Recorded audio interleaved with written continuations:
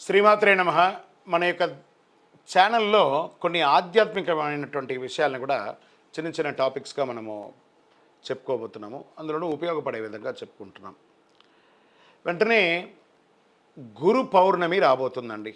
2024 July 21వ తారీఖున. అంటే ఉత్తరాయణ కాలం గడిచి దక్షిణాయన పుణ్యకాలం వచ్చి పండగలంతా ప్రారంభమయ్యే రోజులు తొలి ఏకాదశి నుంచి స్టార్ట్ అవుతుందని కూడా చెప్తారు. ఈ నెల 21 జూలై గురు పౌర్ణమి వస్తుంది. దీన్ని ఆషాఢ శుద్ధ పౌర్ణమిగా భావిస్తారు.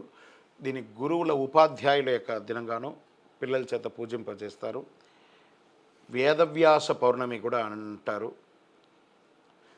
గురు పౌర్ణమి జరుపుకోవడం ఈరోజు గురు పూజోత్సవం జరుపుకొని గురువులకు అందరికీ కూడా కానుకలు బహుమతులు సమర్పించి ఆశీర్వాదాలు పొందుతుంటారు. తమ యొక్క జీవితానికి మార్గనిర్దేశం చేసినటువంటి గురోరధికం మూలం గురోరంధకాలము ఆయన యొక్క నిర్మూలాన్ని చేసే అంధకారాన్ని నిర్మూలన చేసేటువంటి వారు అంత మహానుభావులు. గురువుల పట్ల అదే గౌరవం అన్ని వేళలా ఉండాలి. వారి యొక్క వెనక కూడా మనం చెడుగా మాట్లాడకూడదు. వ్యాస మహాముని పుట్టినరోజు కాబట్టి ఆ రోజు అంతా కూడా వ్యాస పౌర్ణమి అంటారు. సూర్యోదయం వేళ ఉపవాసం ఆరంభించి చంద్రోదయం వేళ ఉపవాసం ముగిస్తూ చంద్రోదయాన్ని చూసిన తర్వాత లేదా సాయంత్రం ఉపవాసం మొదలాలి అంటారు. పూర్తి వ్యాసం ఎలా ఉంటుందంటే ఈ యొక్క దీనిలో ఎలా ఉంటుందంటే హిందూ మతంలో గురువులు భగవంతుడికి భక్తునికి మధ్య సంధానకర్తగా ఉంటారు. వేదవ్యాసుని మానవ జాతికి అంతటికీ మంచి ఆధ్యాత్మిక వారసత్వాన్ని మిగిల్చి వెళ్ళారు కాబట్టి ఆయన మానవాళికి అందరికీ గురువుగా భావిస్తున్నారు. వేదవ్యాసుని యొక్క పూర్వనామం కృష్ణ దైవాపయనుడు.